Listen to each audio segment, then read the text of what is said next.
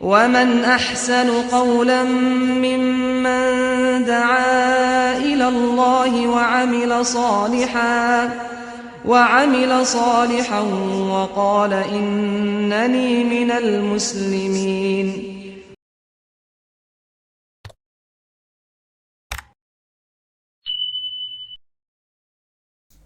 Assalamualaikum warahmatullahi wabarakatuh. Alhamdulillah, wassalatu wassalamu ala rasulillah wa ala alihi wa sahbihi wa mawalah. Asyhadu an la ilaha illallah wa asyhadu anna muhammadan abduhu wa rasuluh. Allahumma salli wa sallim wa barik ala abdika wa rasulika Muhammadin wa ala alihi wa sahbihi wa tabi'ina ila yaumiddin, amma ba'd. Sahabat sekalian, pada episode kali ini kita masih melanjutkan pembahasan tentang tema besar, yaitu salam. Ada beberapa hal yang akan kita kupas dalam episode kali ini. Karena itu, ayo langsung saja kita mulai satu persatu. Pertama, kita akan berbicara terlebih dahulu tentang hukum mengucapkan salam dan menjawabnya. Apa sih hukum mengucapkan salam? Dan apa sih hukum menjawab salam? Sahabat, pelajaran pertama yang perlu kita pahami adalah bahwa mengucapkan salam dan menjawab salam, keduanya memiliki hukum yang berbeda. Ayo kita lihat. Ini ada ulama besar dari kalangan tabi'in yang bernama Hasan al-Basri rahimahullah. Beliau berkata, at-taslim tatawwu warrad faridah. Mengucapkan salam itu tatawwu, sedangkan menjawab salam itu faridah. Sahabat, tatawwu itu sering disinonimkan dengan sunnah. Tatawwu itu sering disebut sebagai persamaan kata dari sunnah. Nanti kalau kita melihat di dalam kamus, apa sebenarnya makna tatawwu? Tatawwu itu adalah fi'lu ma la yalzam. Fi'lu ma la yalzam. Melakukan sesuatu yang tidak wajib. Ya, itu namanya tatawwu. Jadi kalimat tatawwu mengandung makna kesukarelaan. Jadi mengucapkan salam itu sunnah. Karena itu bersifat sukarela dan mencari fadilah. Bedanya dengan menjawab. Warraddu faridah. Menjawab itu faridah, fardu, wajib. Nah, ini ucapan Hasan al-Basri. Sahabat sekalian, nah, terkait dengan ucapan ini, Ibnu Katsir rahimahullah dalam tafsirnya mengatakan bahwa apa yang disampaikan oleh Hasan al-Basri itu merupakan pendapat seluruh ulama, kata beliau. Jadi bukan pendapat beliau sendiri. Nah gitu. Bahkan Ibnu Katsir mempertegas lagi bahwa siapa saja yang diberi salam, maka wajib baginya untuk menjawab salam tersebut. Sebagai konsekuensinya, beliau menegaskan jika tidak melakukan maka akan dosa. Nah, jadi ada penegasan dari Imam Ibnu Katsir. Kalau menjawab salam itu dihukumi wajib, maka siapa yang tidak menjawab salam, dia berdosa. Itu konsekuensinya. Ini kemudian diperkuat lagi sahabat oleh ucapan Imam Al-Qurtubi rahimahullah. Beliau mengatakan, ajma'al ulama'u ala annal ibtida'a bis salami sunnah muraghabun fiha wa raddahu faridah. Para ulama sepakat bahwa mengawali salam itu sunnah yang sangat dianjurkan. Tetapi menjawab salam itu fardhu, kewajiban. Artinya relevan antara ucapan Al-Qurtubi, Ibnu Katsir dengan Imam Hasan Al-Basri. Demikian pula dengan imam yang lain seperti Imam An-Nawawi rahimahullah. Beliau di dalam kitabnya juga secara tegas menggarisbawahi begini. Wa'lam anna btida as-salami sunnatun wa raddahu wajibun. Ketahuilah bahwa mengawali salam itu hukumnya sunnah, sedangkan menjawab salam hukumnya wajib.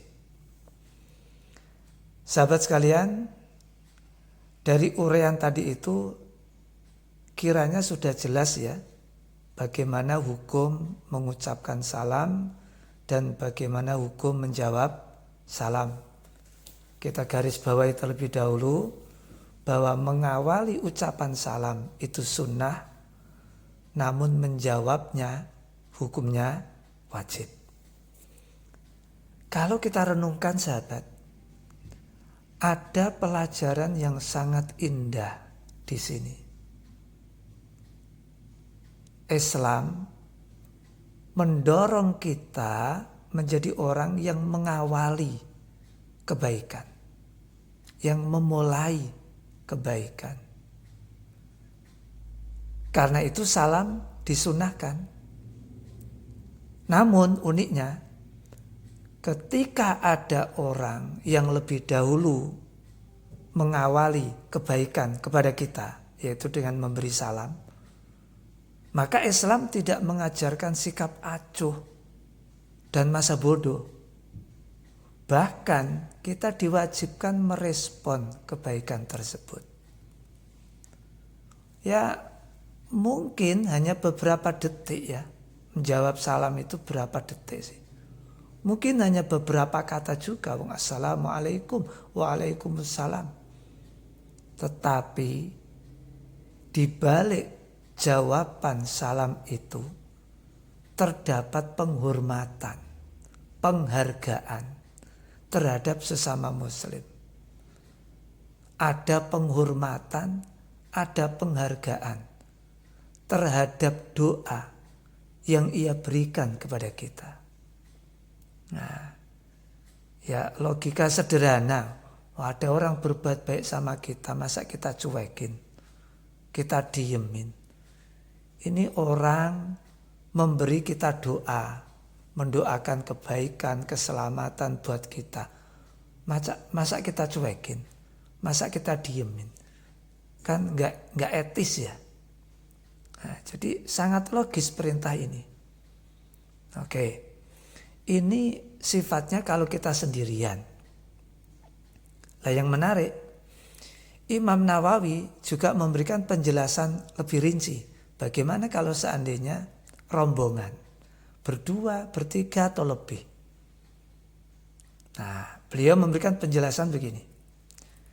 Apabila orang yang mengucapkan salam terdiri dari beberapa orang, maka hukum salam bagi mereka tetap sunnah, tetapi sunnah kifayah. Katakan ya, saya bertiga, bertemu dengan teman-teman di pinggir-pinggir jalan. Lalu kami bertiga ingin mengucapkan salam. Nah, itu hukumnya meskipun satu orang dari kami bertiga itu sudah cukup menjadi perwakilan. Gitu. Begitupun mereka yang rombongan, yang jumlahnya banyak itu yang menerima salam. Kalau mereka jumlahnya banyak, yang penting sudah ada satu yang menjawab, itu sudah gugur kewajiban. Nah, jadi menyampaikan salam, kalau rombongan bisa diwakili, kifayah. Menjawab salam pun kalau pada saat itu kondisinya rombongan, perwakilan pun itu sudah dibenarkan. Namun, ini ada yang menarik. Beliau, Imam Nawawi, tetap memberikan catatan yang paling afdol. Yang terbaik gimana? Menurut beliau, meskipun boleh diwakilkan ketika memberi salam dan menjawab salam, alangkah lebih mulianya, lebih baiknya, lebih afdolnya jika dua-duanya dilakukan bersama-sama. Nah, jadi semuanya ikut.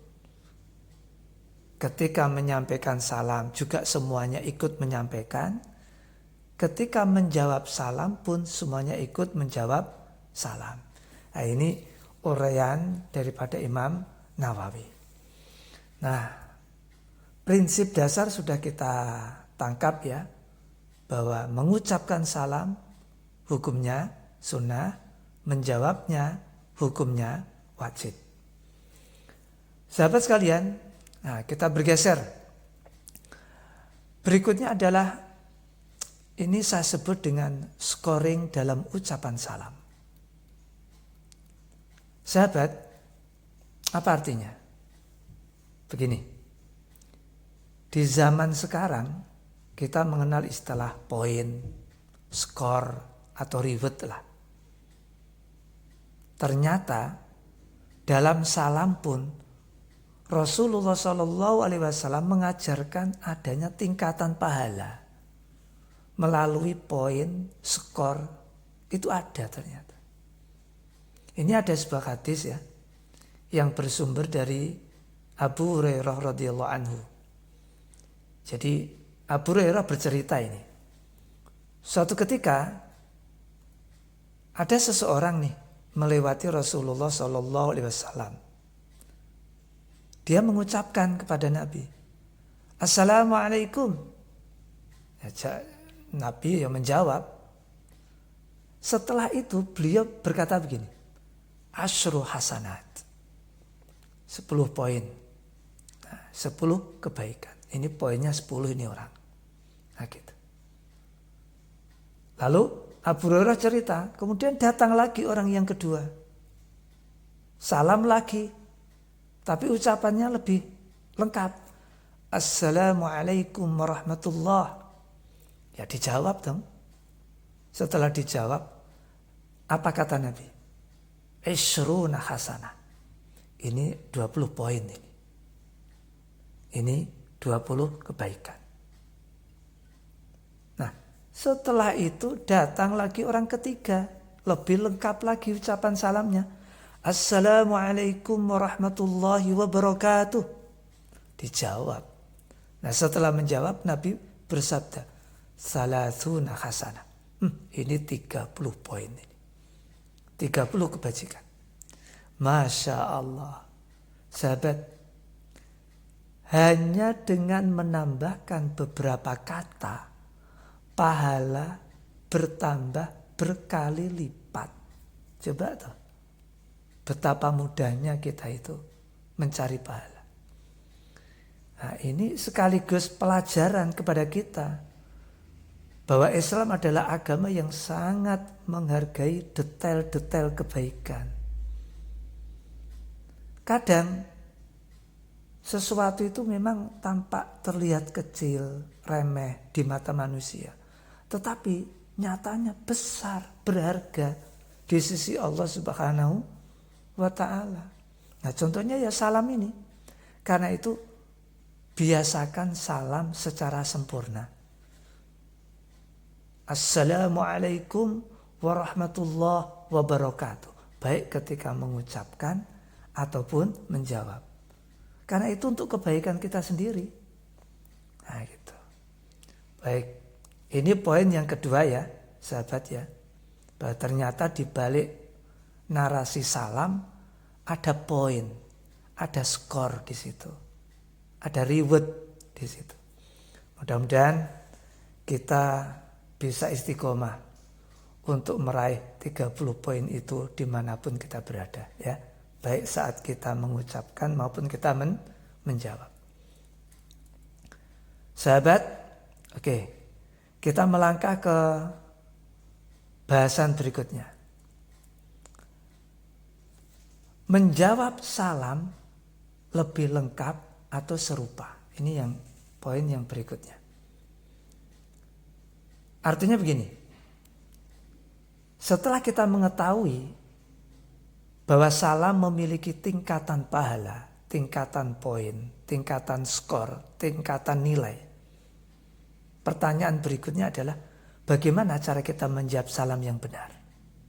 Nah, kalau masalah ini dibahas tentu kita akan ingat firman Allah Subhanahu wa taala. Allah berfirman, A'udzu billahi minasyaitonir rajim. Wa idza khuyyitum bitahiyyatin fahayyu bi ahsana minha aw rudduha. Apabila kalian diberi penghormatan dengan suatu penghormatan, maka balaslah dengan yang lebih baik darinya atau yang serupa. Nah, ini firman Allah. Sahabat, ayat ini tegas mengajarkan sebuah etika yang sangat luhur. Gimana tidak? Ketika seseorang berbuat baik kepada kita, jangan membalas dengan yang lebih rendah. Ini poin yang paling penting di sini. Kalau ada orang berbuat baik kepada kita, apa bentuk kebaikannya, jangan dibalas dengan yang lebih rendah. Ya kalau kita skor gitu ya, kalau mereka memberikan kita 5, jangan kasih 4. Kalau mereka memberikan kita nilai 7, jangan dibalas 6. Di sini jelas ayatnya, fahayyu bi asana minha aurutuha. Balasan harus lebih baik atau seimbang. Ya minimal setara. Jangan kurang. Jadi kalau ada orang mengucapkan assalamualaikum, ya minimal waalaikumsalam. Itu minimal. Tetapi perintahnya bukan minimal dulu. Bi ahsana minha, dengan yang lebih baik. Berarti paling tidak waalaikumsalam warahmatullah. Lebih lengkap lagi waalaikumsalam warahmatullah wabarakatuh. Toh tinggal nambahi beberapa kalimat saja. Jawaban ini menjadi sangat penting karena perintah Al-Quran. Dan ini sahabat, ternyata bukan hanya berlaku untuk urusan salam ya. Termasuk kita diperintahkan untuk mendoakan orang dengan yang lebih baik ketika ia mendoakan kita. Maka setidaknya saya menjawab, ya kamu juga sehat mudah-mudahan. Atau yang lebih baik, mudah-mudahan kamu sehat walafiat. Nah, kata-kata walafiat itu sudah kredit point, sudah lebih baik. Contoh lagi, saya didoakan, mudah-mudahan kamu sehat dan sukses. Maka saya harus menjawab minimal setara. Ya, kamu juga mudah-mudahan sehat dan sukses. Tapi perintahnya kan bukan setara dulu, lebih baik. Maka setidaknya saya menjawab, mudah-mudahan kamu sehat, sukses, dan bahagia. Nah, gitu. Jadi ini wa idza khuyyitum bi tahiyyatin fahayyu bi ahsana minha aw rudduha, itu bukan hanya fokus pada salam, tapi juga pada doa. Nah gitu. Ini kan menarik ini. Nah, jadi sesuatu yang luar biasa. Kita merespon kebaikan dengan yang lebih. Bahkan Imam As-Sa'di itu mengatakan, bukan hanya di situ, bi ahsana minha, dengan yang lebih baik itu bukan hanya sekedar lesan, tapi tampilan. Nah ini loh. Jadi kalau di sana ngucapin salam dengan senyum, ya kita minimal salam dan senyum. Gitu. Dia mengucapkan dengan salam, senyum, dan menghadap kepada kita. Maka kita juga mengucapkan salam, senyum, dan menghadap kepadanya. Itu minimal. Jadi ini luar biasa ini penjelasan Imam As-Sa'di ini. Karena begini, kadang ada orang yang lesannya mengucapkan salam, tetapi wajahnya cemberut. Padahal yang ngucapin salam ini sudah senyum, kita jawabnya nggak enak, Waalaikumsalam, nggak sambil lihat orangnya lagi. Nah itu yang diharapkan oleh Imam As-Sa'di, bukan begitu. Jadi ucapannya juga bagus, kemudian pembawaannya juga bagus. Mungkin dengan melihat orangnya, lalu berhenti dulu dari kesibukan. Kan terkadang ada orang itu ngucapin jawab salam tetapi sambil tidak melihat orangnya, sambil tetap sibuk melakukan apa gitu. Itu kan banyak sekali itu. Nah, jadi ini penting. Nah, coba kita lihat lagi ya. Kalau di dalam tafsir At-Tabari itu ada penjelasan yang menarik juga. Jadi Imam At-Tabari juga memberikan penjelasan bahwa kalau kita diberi salam, ya harusnya menjawab dengan yang lebih baik. Karena hakikat salam itu doa keselamatan. Maka ketika seseorang mendoakan kita, dianjurkan untuk membalas doa itu dengan yang lebih baik atau minimal setara. Ini indahnya Islam tuh di sini. Bahwa semua kebaikan orang yang ditujukan kepada kita tidak boleh dicuekin.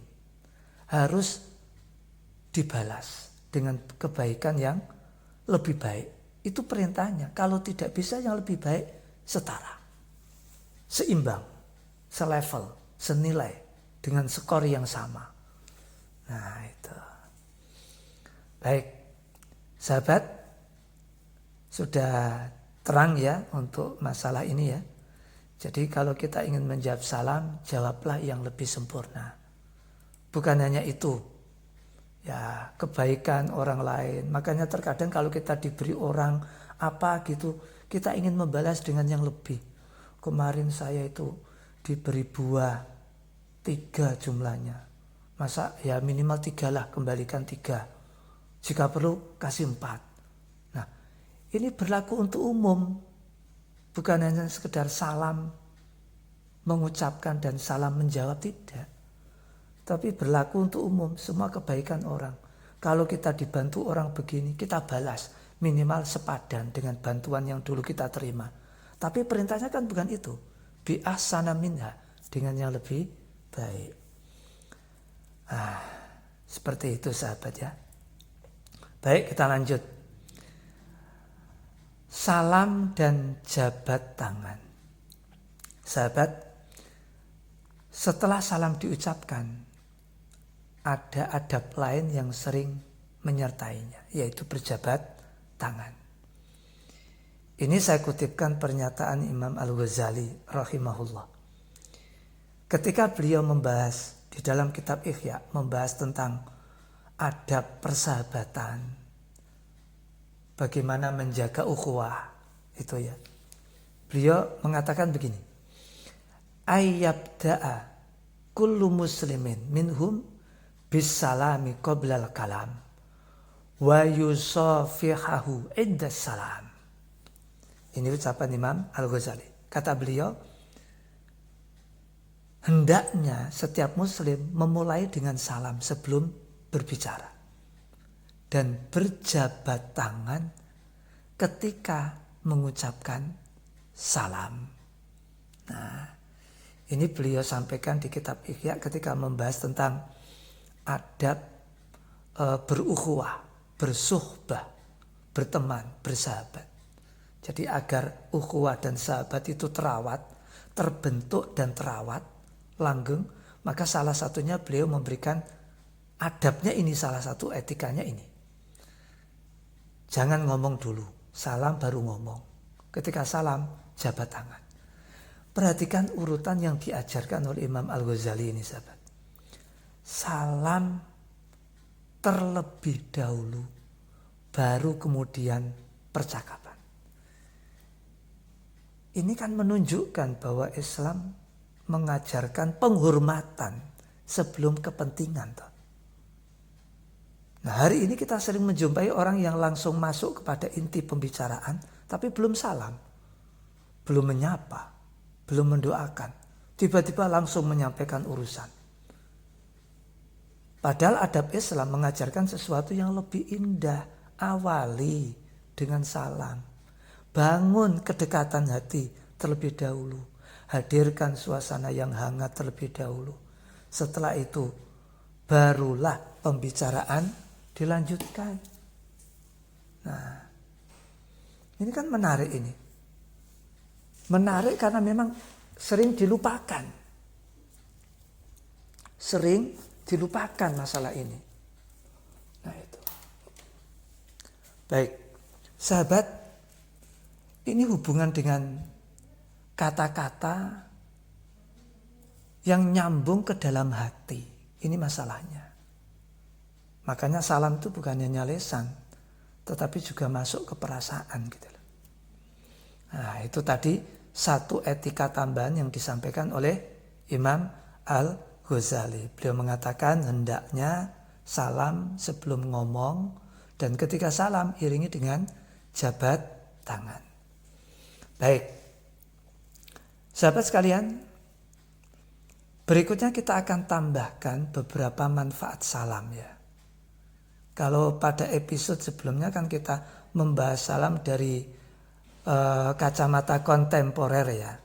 Berbagai dimensi keilmuan, psikologi, sosiologi, komunikasi, dan macam-macam. Sekarang kita lihat dari sisi ucapan turos.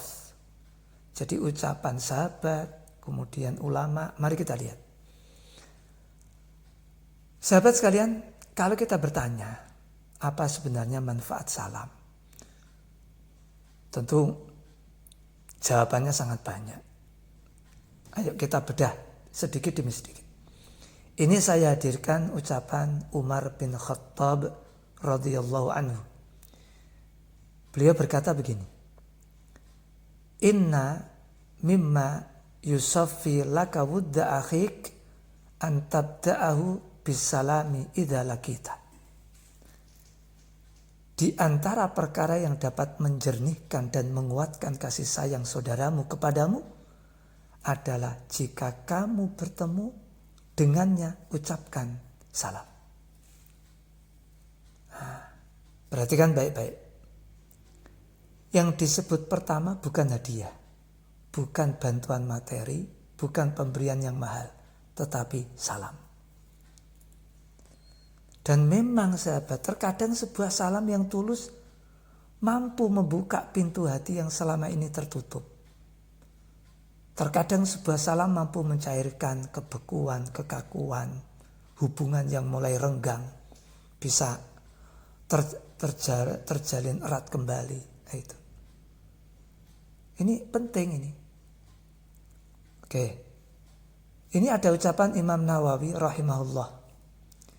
Beliau berkata, Assalamu awwalu asbabit ta'aluf wa miftahus tijlabil mawaddah. Salam adalah sebab pertama terjalinnya keakraban dan kunci untuk mendatangkan kasih sayang. Ini versi beliau begini. Kalau versi kajian kita kemarin di episode sebelumnya, itu kan kita sebut bahwa secara psikologi orang tuh kalau ketemu orang lain yang pertama kali diharapkan itu apa? Rasa aman. Gitu.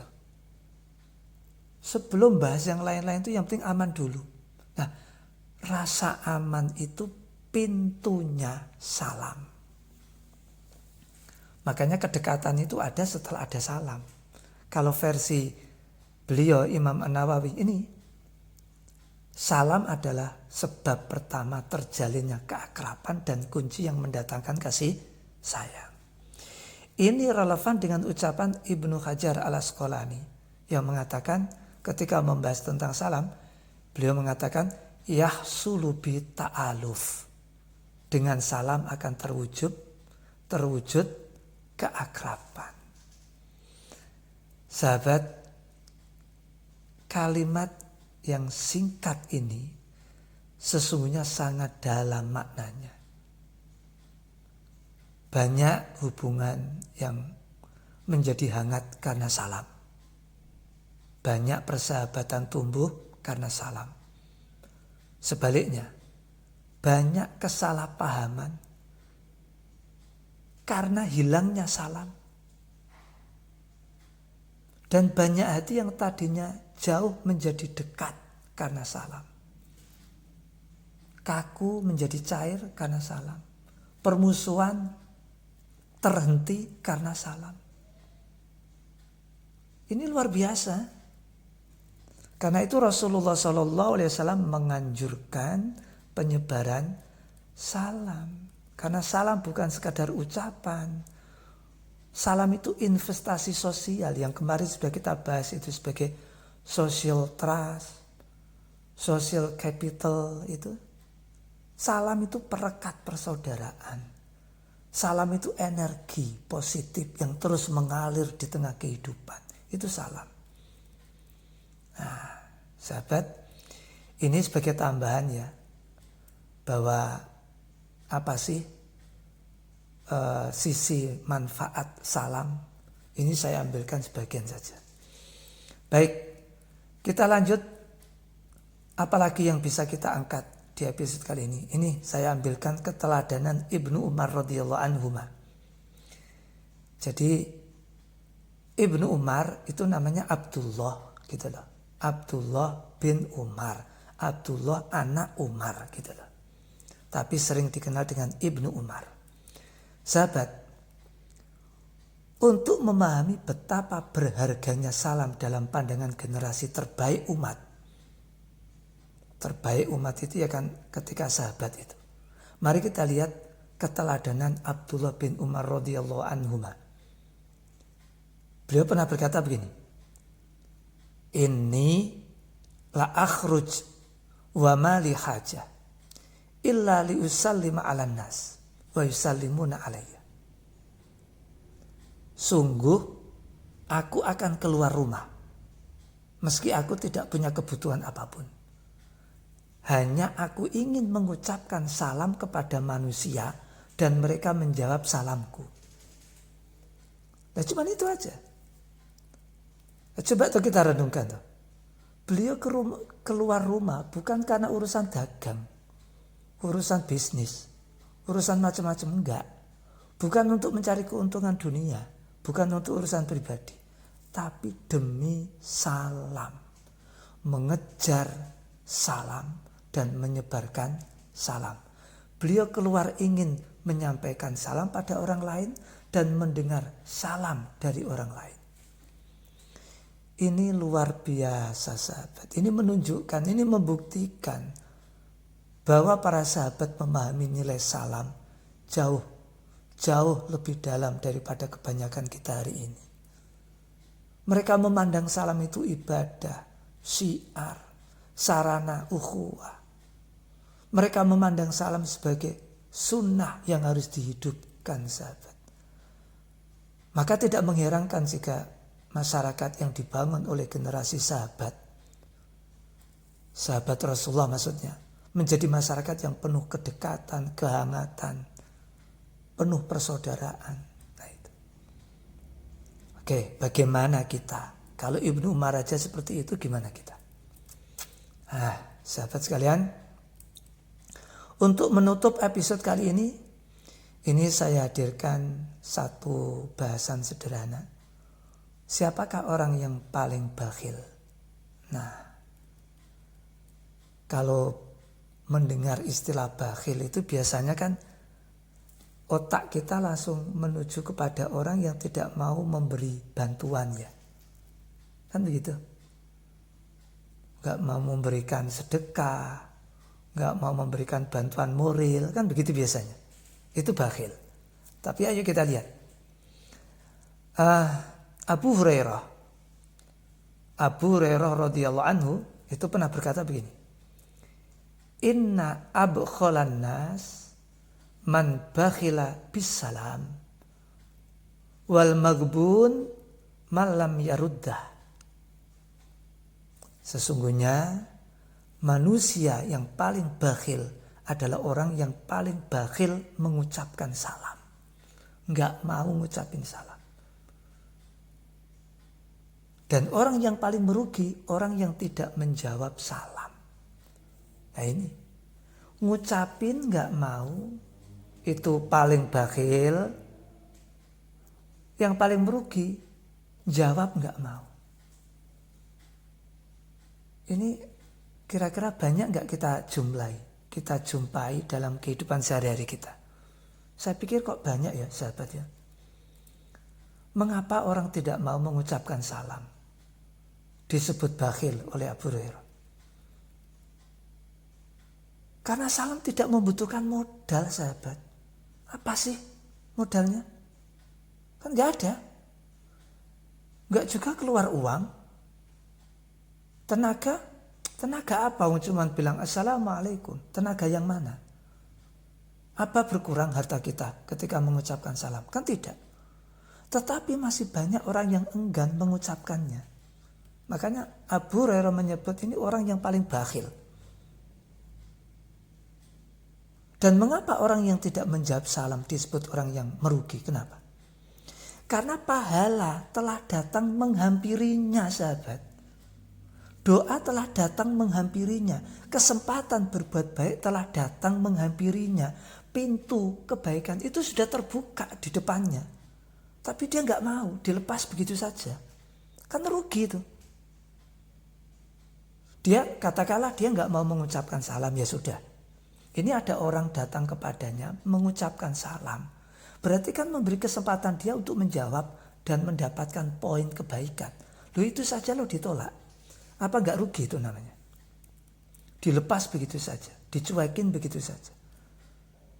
Nah itu maksudnya yang bakhil dan merugi. Naudzubillah, jangan sampai kita termasuk orang yang bakhil dan merugi.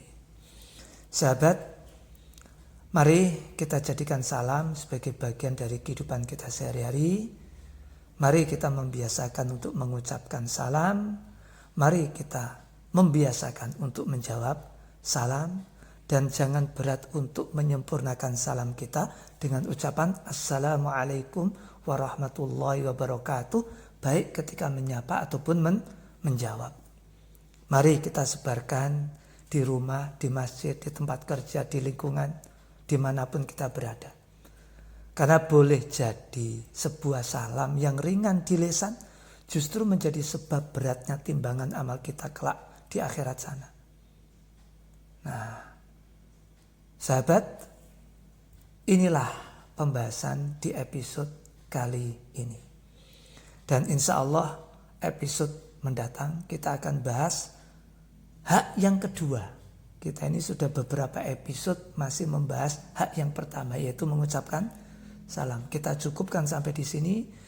Episode berikutnya kita akan masuk hak yang kedua. Nah, harapannya semua yang sudah kita pelajari menambah wawasan kita, keimanan kita, dan menambah semangat bagi kita untuk beramal soleh. Sahabat, mudah-mudahan berguna dan bermanfaat ya. Atas semua kekurangan, kesalahan, dan kekhilafan, saya mintakan mohon maaf yang sebesar-besarnya. Semoga kita selalu istiqomah dalam belajar bersama ini. Dan tidak lupa dukungannya ya sahabat untuk kelanjutan daripada program Sinau Bareng Abah ini. Baik, kita jumpa di episode berikutnya. Kita tutup dengan kafaratul majlis. Subhanakallahumma wa bihamdika asyhadu an la ilaha illa anta astaghfiruka wa atubu ilaik. Wallahu a'lam bissawab. Wassalamualaikum warahmatullahi wabarakatuh. وآخر دعواهم أن الحمد لله رب العالمين